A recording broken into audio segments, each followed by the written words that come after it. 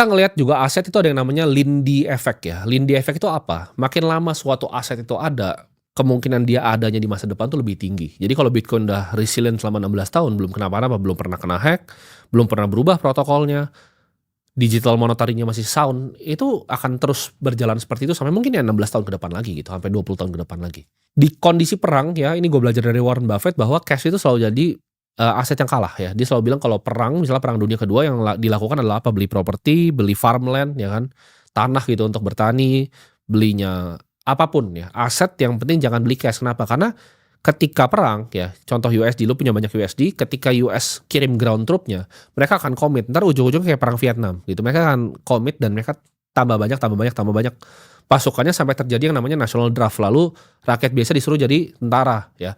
Ketika itu terjadi, semua manufaktur di US akan difokuskan untuk senjata ya. Dan itu butuh uangnya besar sekali. Ketika mereka butuh uang yang besar sekali, yang dilakukan oleh bank sentral di US apa? Cetak uang, betul. Jadi cash itu akan jadi aset yang jelek ketika justru perang terjadi. Nah, hedgingnya terhadap perang ini apa ya? Bitcoin menurut gue.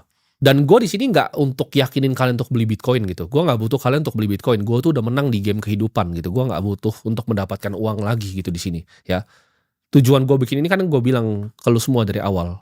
Gue rasa ketika gue udah menang dari gamenya, gue berhasil, gue dikasih kesempatan untuk sukses. Fungsi dari gue di sini adalah apa? Gue harus bisa transfer ilmunya. Gue punya tanggung jawab untuk apa? Ngajarin generasi yang sama seperti gue.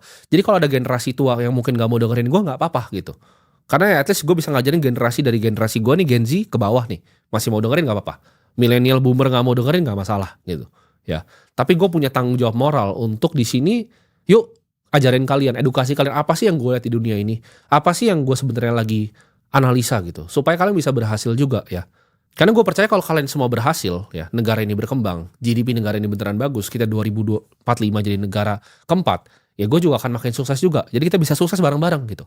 Banyak yang nanya, oh kenapa kalau udah sukses lalu mau ngajarin orang gitu buat sukses? Ini mau nipu apa mau gimana? Enggak. Karena kalau kalian semua sukses, kalian semua jadi nabung, financial market kita jadi bagus, capital market kita jadi bagus, regulasi kita jadi bagus, gue juga akan makin sukses gitu. Jadi gue lempar batu kenanya 2 burung gitu. Satu, kalian makin berhasil juga, gue juga makin berhasil juga ya.